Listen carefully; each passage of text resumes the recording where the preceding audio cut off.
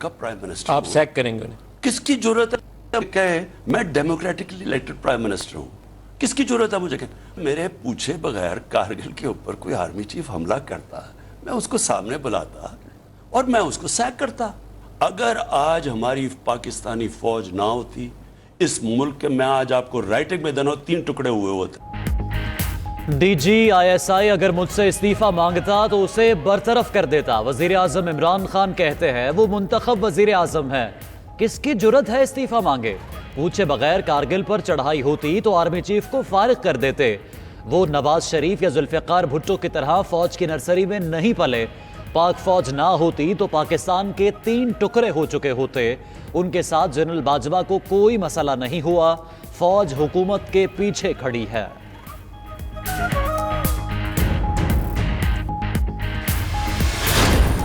देखिए, ये बड़ी डेंजरस गेम हो रही है। ये जो नवाज शरीफ खेल रहा है, ये बहुत एक खतरनाक पाकिस्तान की गेम के खिलाफ गेम खेल रहा है। यही अल्ताफ हुसैन ने खेली थी कि इस तरह हिंदुस्तान इसकी पूरी मदद कर रहा है। इसमें मैं पावर छोड़ने के लिए तैयार हूं, मैं इनको NRO नहीं दूंगा। ओहदा छोड़ दूंगा मगर NRO नहीं दूंगा। वजीर आजम का 2 टोक ऐलान। कहते हैं ऑपोजिशन NRO लेने के लिए दबाव डाल रही है। नवाज शरीफ खतरनाक खेल खेलना चाहते हैं, भारत उनकी मदद कर रहा है। नवाज शरीफ धोखा देकर बाहर गए, वो दूसरा बानी MKM बन गए, उन्हें पकड़कर वापस लाएंगे। ऑपोजिशन ने इस्तीफे दिए तो ज़िमनी इलेक्शन करा देंगे। ऑपोजिशन ने कानून तोड़ा तो सब जेल जाएंगे। और मैं गिरफ्तार होती हूँ, हो जाऊं, मेरे अलावा भी 10 लोग और गिरफ्तार होते हैं। मुस्लिम लीग नून के पास कारकुनों की और जानबाजों की कमी नहीं है। मरियम नवाज गिरफ्तार होगी तो शाहिद खाकान अब्बासी आ जाएगा, शाहिद खाकान अब्बासी गिरफ्तार होगा तो राना सनाउल्लाह आ जाएगा। नवाज शरीफ लंदन से एहतजाजी तहरीक की क़यादत करेंगे। मरियम नवाज कहती है अगर वो गिरफ्तार हो गई तो दीगर लोग क़यादत करेंगे। शाहिद खाकान गिरफ्तार हुए तो राना सनाउल्लाह आ जाएंगे। हुकूमत अपनी कमजोरी और साजिशों की वजह से जल्द गिर जाएगी। इमरान खान नाअहल है। ये हुकूमत सिर्फ 2-3 लोगों ने मिलकर बनाई है।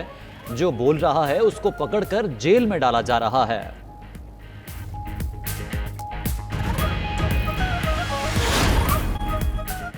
अदालती मफरूर और इश्तहारी की तकरीर नशर करने पर पाबंदी आयद। खिलाफ वर्जी पर कार्रवाई की जा सकती है। Pakistan electronic media regulatory authority की पैमरा लाइसेंस होल्डर्स के लिए एडवाइजरी।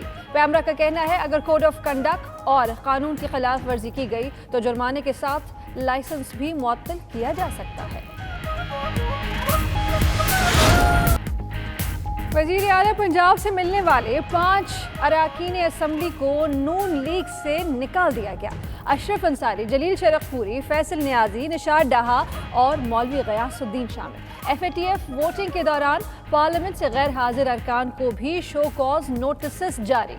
नोटिस राहिला मक्सी, कुलसूम परवीन, दिलावर खान और शमीम आफरीदी को जारी किए गए। 92 न्यूज़ के प्रोग्राम द लास्ट स्टार में निशात डाहा और राना मशहूद आमने सामने। निशात डाहा ने कहा साद रफीक समेत नून लीग के कई अरकान हुकूमती शख्सियात से मिलते रहे। करप्ट तरीन लोग अब ज़मीर का भाषण देने लगे हैं। राना मशहूद ने कहा निशात डाहा इख्तिदार के भूखे हैं, उन्हें पार्टी से निकाल दिया गया। उनका ज़मीर जिंदा है तो इस्तीफा दे दें।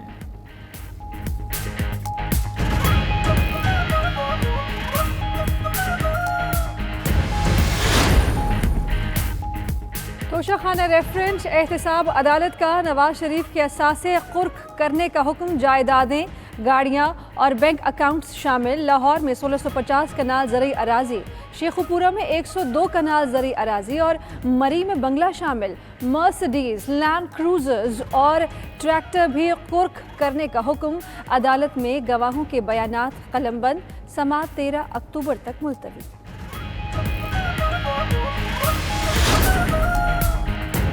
नैब लाहौर का लीगी रहनुमा ख्वाजा आसिफ को नोटिस। दुबई की निजी कंपनी के MD को 8 अक्टूबर को पेश करवाने की हिदायत। ज़राए के मुताबिक नोटिस में कहा गया ख्वाजा आसिफ ने UAE में एक कंपनी का कंसल्टेंट रहने का दावा किया था।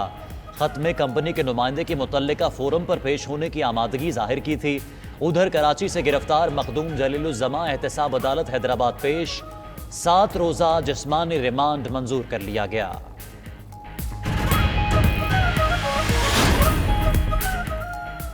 ہمارے نیشنل ایکشن پلان میں خواتین کا تحفظ شامل ہے۔ وزیر خارجہ شاہ محمود قریشی کا خواتین سے متعلق عالمی کانفرنس پر اجلاس سے خطاب۔ وزیر خارجہ نے کہا، پاکستان کی قومی ترقی کا رخ صنفی احساس پر مبنی ہے۔ دنیا میں خواتین کے حقوق کے لیے کیے گئے عہد عملی شکل نہیں پا سکتے۔ غیر ملکی قبضوں کے شکار خطوں میں اب بھی عورتوں کو سزا کے طور پر استعمال کیا جاتا ہے۔ امریکی سٹاک مارکیٹس میں کاروبار کے دوران تیزی کا رجحان۔ ڈاؤ جونز 47.93 پوائنٹس اضافے سے 27,829.63 پوائنٹس پر بند۔ S&P 500 میں 18.76 پوائنٹس اضافہ، انڈیکس 3381.76 کی سطح پر پہنچ گیا۔ نسڈیک کمپوزٹ 160.84 پوائنٹس اضافے سے 11,328 پوائنٹس پر بند۔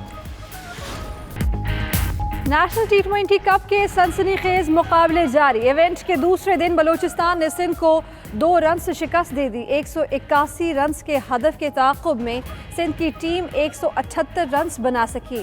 فاتح ٹیم کی بسم اللہ خان نے نصف سنچری سکور کی۔ دوسرے میچ میں ناردرن ٹیم نے سدرن پنجاب کو 27 رنز سے ہرا دیا۔ ذیشان اشرف کی 73 رنز کی اننگز رائے گاں۔